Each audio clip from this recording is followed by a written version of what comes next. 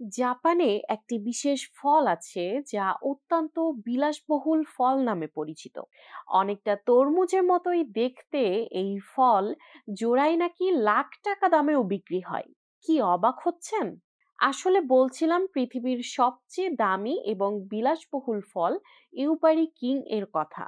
কিন্তু কখনো জানতে চেয়েছেন কি কেন এই তরমুজ এত মূল্যবান? তবে চলুন আজকের ভিডিওতে জেনে আসি কিউবার কিং এর রহস্যময় জগৎ সম্পর্কে। কিউবার কিং কোথা থেকে আসে? ইউবারি কিং তরমুজের জন্মস্থান জাপানের হোক্কাইডো অঞ্চলের ইউবারি শহরে। এর নামটি এসেছে এখান থেকেই। এই বিশেষ তরমুজ চাষ করার জন্য একটি নির্দিষ্ট জলবায়ু এবং মাটি প্রয়োজন, যা শুধুমাত্র ইউবারি শহরেই পাওয়া যায়। এখানকার চাষিরা অত্যন্ত যত্ন সহকারে এই তরমুজ চাষ করেন যাতে প্রতিটি তরমুজ নিখুঁত হয়।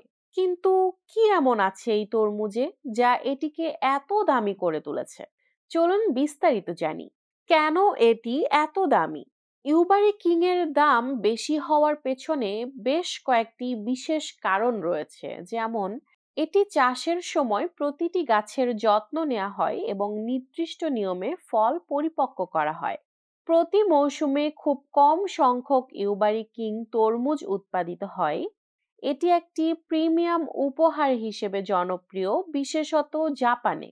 এবং এই তরমুজের প্রথম ফসল নিলামে তোলা হয়, যা প্রায় লাখ লাখ ইয়েনে বিক্রি হয়।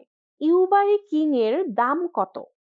2022 সালে একটি জোড়া ইউবারি কিং তরমুজ নিলামে বিক্রি হয়েছে প্রায় 30 লাখ ইয়েনে, যা বাংলাদেশি মুদ্রায় প্রায় 22 লাখ টাকার সমান। তবে সাধারণ বাজারে একটি ইউবারি কিং তরমুজের দাম 10,000 থেকে 20,000 ইয়েন হতে পারে। বিলাসিতা নাকি প্রকৃতির বিস্ময়? ইউবারি কিং শুধু একটি ফল নয়, এটি জাপান সংস্কৃতি, ঐতিহ্য এবং নান্দনিকতার প্রতীক।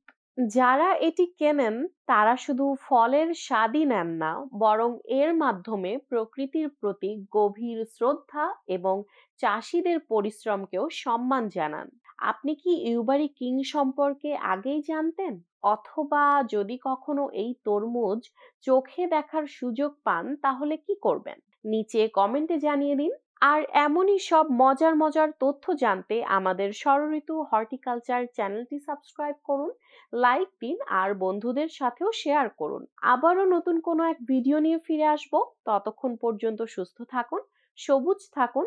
ধন্যবাদ সবাইকে।